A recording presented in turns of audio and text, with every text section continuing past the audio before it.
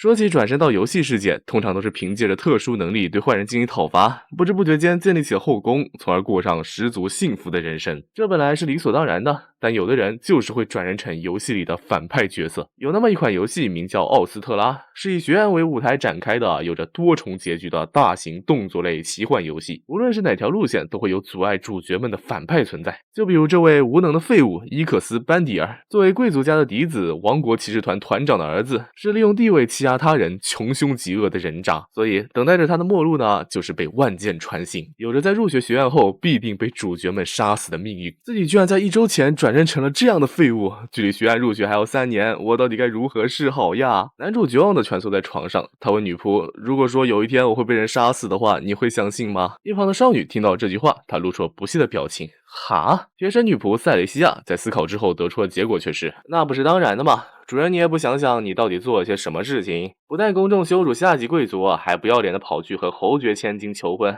更厉害的是还敢往圣女大人脸上泼水耶！虽说您这段时间变化是挺大，但这也不代表着过去做过的事情就会这么酸了哟。我想你还是老老实实的去道个歉比较好吧。对此，男主表示已经太迟了，过去的自己犯下的罪孽已经多到数不清了，更何况这次的对象还是米利斯托教的圣女啊！本来平日里的树敌就多了，还惹着他们，自己的命运恐怕早就已经注定了。可是毕竟是圣女大人，只要道歉了，一般都会得到原谅的吧？对此，男主反驳：这你就大错特错了，他们绝对会记仇的，说不定还会率领着众多信徒前来讨伐自己。要是真变成了这样，自己到底该怎么办呀？好不容易有了第2次人生，没想到这么快就要结束了吗？然而这时男主灵光一现，我只要变得比他们更强，不就好了吗？显示自己早就已经把这款游戏玩透了，像是成长的方法、敌人的弱点以及各种危险事件，他全部都记得。只要凭借这些成为了最强反派，不就没有任何人能够杀死自己了吗？那么事不宜迟，来看看本大爷的魔法天赋吧。他将所有的魔法汇聚于手中，最终只生成了一团小小的火苗，还一不小心点着了自己。看着男主在地上哀嚎的样子，女仆得出了一个结论，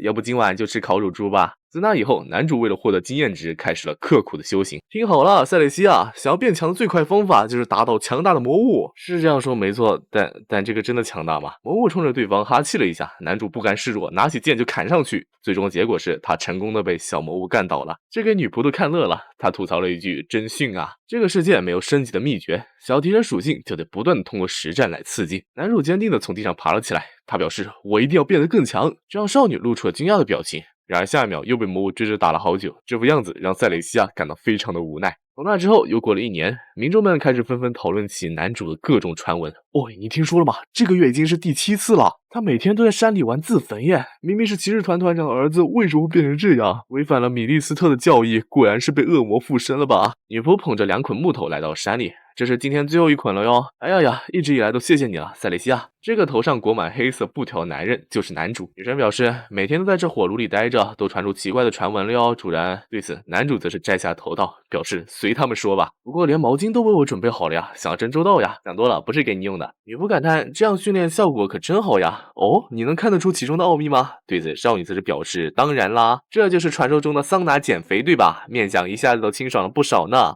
你这么说倒也确实，但重点却不是这个。男主示意对方看自己手中的这个火苗，和之前相比是不是有着挺大的变化呀？少女见状则是露出了极其不屑的笑容，这给男主气坏了。他告诉对方，听好了，魔法种类有7种，分别是红蓝绿黄紫黑白，并且还是有等级的，可以分为初级、中级、高级以及超级，能达到什么程度全靠资质。正常人能达到高级就已经谢天谢地了，超级的强者甚至在整个大陆都寥寥无几。男主的属性是红色，也就是火魔法。至于圣女大人什么的，应该是稀有的治愈系吧。总之就是这些。然而说到圣女，女仆却突然想起今天晚上的派对，圣女大人好像也会来参加来着。让男主绷不住了，为什么现在才说呀？因为说了主人就会逃跑，我看你只是忘记说了吧。女仆表示没事的，这个圣女大人和您之前泼水的那个不是同一个人，只不过是一场普通的社交晚会而已，所以请一定要好好的道歉哦。然而男主则是果断选择逃避，接下来就交给你了，我的专属女仆塞雷西亚。说着便跑进了火炉，由于忘记将防火布重新绑回去，这导致他的头直接被点燃了。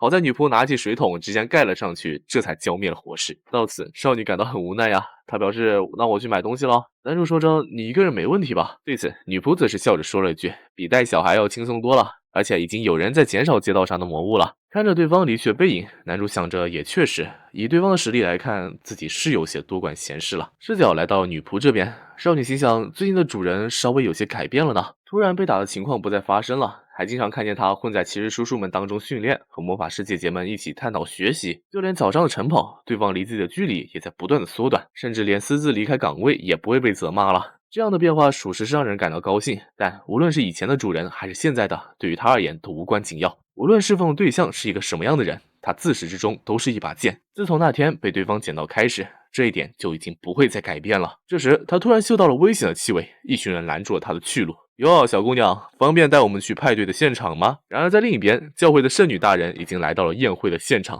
光是这一身正气的样子，就让男主感到非常的害怕。怎么办？我还没修炼好啊！于是男主决定了，干脆就回到房间里摆烂，不出席这场宴会就好了。不过说起来，女仆怎么还没有回来呢？结合宴会、圣女、采购这一系列的关键词，瞬间就让男主有了什么不好的预感。他准备出去看看。然而在另一边，这小鬼到底是干什么的？我们这边可是有8个人啊！在游戏里，无能的废物伊克斯之所以能成为主角团的阻碍，理由只有一个，那便是他的专属女仆塞雷西亚。按照原文伊克斯的说法，那便是最强之剑，有着极其强大的天赋和实力，甚至有时能作为关卡的最终 BOSS 出现在主角团的面前。但那也只是未来发生的事情。少女突然听到身后传来水声，还没反应过来，就被强大的冲击打飞了出去。现在的塞雷西亚才年仅13岁，就算有才能，但却仍然缺少实战经验，所以只要遇到实力强大的对手，就会被很轻易的绊倒。男人说着，看着你，我就想起了我家的孩子，也差不多这么大了。总之，先把警备情报吐出来如何？他用水包裹住女仆的脸，试图让对方窒息，并对手下下达命令，在杀死这个小鬼之后，把他切碎撒出去，这样就能引来周边的魔物，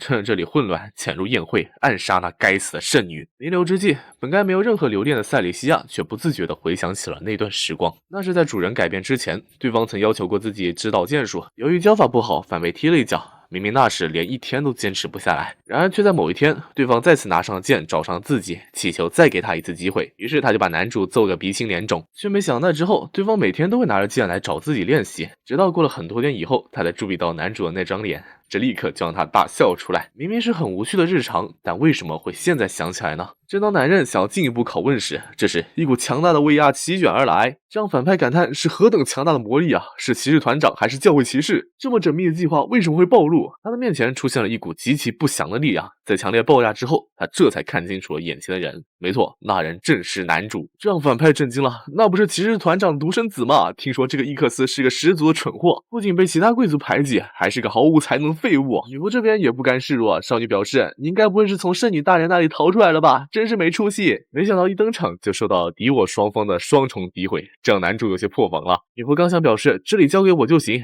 然而男主却将她抱在了怀里。他还记得在正片游戏开始之前，确实有圣女遭受过袭击的事件，但对象也只不过是普通的盗贼而已。而这些人就不太一样了。他们是来自一个名叫迪奥的组织，是宣扬无神论、反对米利斯托教会的恐怖组织，也就是游戏中圣女线的主要敌人。男人很好奇，为什么你会知道这个？明明是个贵族的纨绔子弟。眼看周围的人就要冲上来，少女非常的担心，以主人那种蜡烛火一样的魔法是做不到的。对此，男主表示，这你就放心吧，是我比较强。前面说过，魔法是存在阶级的，随着阶位的提升，魔法的规模也会增大。通过努力，虽然可以提升阶位，但那终究是有限的。因此，他采用了一种更极端的隐藏方法，那就是将身体暴露在与自身魔法相同的元素之下。伊克斯的魔法是红色，也就是火焰。他通过不断让火焰灼烧自己，以达到超越才能的效果。通过这个如同拷问一样的方法，让最初连魔力初级都没有的男主，如今已经达到了高级的水平。男主用出了他的上级魔法魂装显现，身后出现的火焰巨人瞬间将敌人焚烧殆尽。眼看就要被波及，反派立刻浮上了天，抓住机会用水贯穿了巨人的头。他想要给男主最后一击，却不料巨人立刻就恢复了伤势，冲着自己驶去。只见男主说着：“不管你是出于什么样的理由，敢对我的女仆出手，这笔账我一定会和你算清楚的。”接着，在一阵惨叫过后，反派在爆炸中结束了生命。事后，少女感到非常惊讶：“伊克斯大人，为什么您要帮助我？”对此，男主则是微微一笑，将对方背了起来，表示因为我想让塞雷西亚见识一下我真正的实力，这样就能因为恐惧而少一个前来刺杀我的人了。女生感受到男主颤抖的手，她没有说话，只是紧紧地抱了上去。虽然男主内心真正的想法是因为有了不好预感，很担心女仆的安危，虽说这种事情并不适合伊克斯这个角色，但也不能眼睁睁看着那些有困难的家伙不管呀。他就这样背着女仆走在回去的路上，看着满地的狼藉，他大喊了一句：不要小看我呀，世界，让你见识一下身为反派的觉悟。于是在那之后又过了1年，如今的男主已经能够轻易的击败龙了，但这还远远不够，为了不被杀死，他必须变得更强才行。男主站在龙角上大喊：我一定要活下去。就在这时，龙角突然断了，男主就这么直接掉了下去。这一幕让女仆都有些绷不住了，她想虽然变强了，但脑子这一方面还是不太行啊。